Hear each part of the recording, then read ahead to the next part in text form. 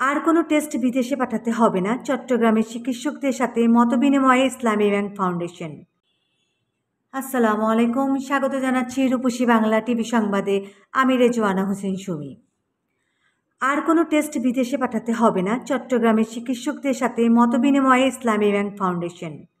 ইসলামী bank ফাউন্ডেশনের নতুন দুটি প্রতিষ্ঠান ইসলামী ব্যাংক হাসপাতাল and কার্ডিয়ার centre Mirpur O Islami bank central laboratory আধুনিক সেবামান তুলে ধরা ও পরিচিত করার লক্ষ্যে চট্টগ্রামের বিভিন্ন হাসপাতালের চিকিৎসক ও কনসালটেন্টদের সাথে মতবিনিময় সভা 4 জুলাই 2024 চট্টগ্রামের রেডিসন ব্লু হোটেলে অনুষ্ঠিত হয়।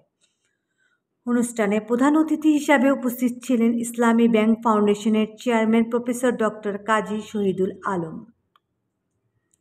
বিশেষ অতিথি হিসাবে উপস্থিত ছিলেন ইসলামী ব্যাংক বাংলাদেশ পিএলসি এর ভাইস চেয়ারম্যান ও ইসলামী ব্যাংক ফাউন্ডেশনের এক্সিকিউটিভ কমিটির চেয়ারম্যান ডক্টর তানভীর আহমেদ এবং ইসলামী ব্যাংকের ম্যানেজিং ডাইরেক্টর মোহাম্মদ মুনিরুল মাওলা।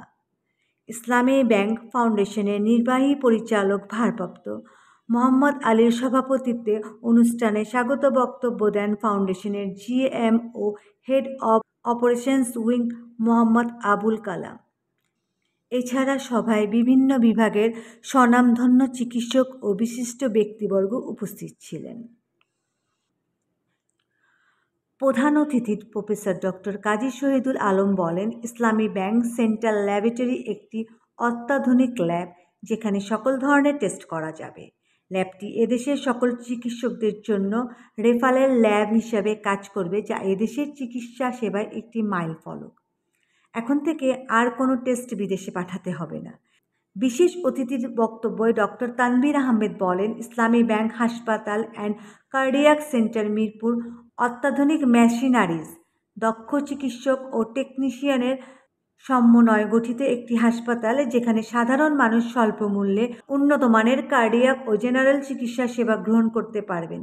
তিনি আরও বলেন, ইসলামী ব্যাংকের ডেবিট, খিদমাত, ক্রেডিট কার্ড ও সেলফিন গ্রাহকগণ বিশেষ ডিসকাউন্ট পাবেন। ধন্যবাদ সকলকে রূপসী বাংলা টিভি সংবাদের সাথে থাকার জন্য। আল্লাহ হাফেজ।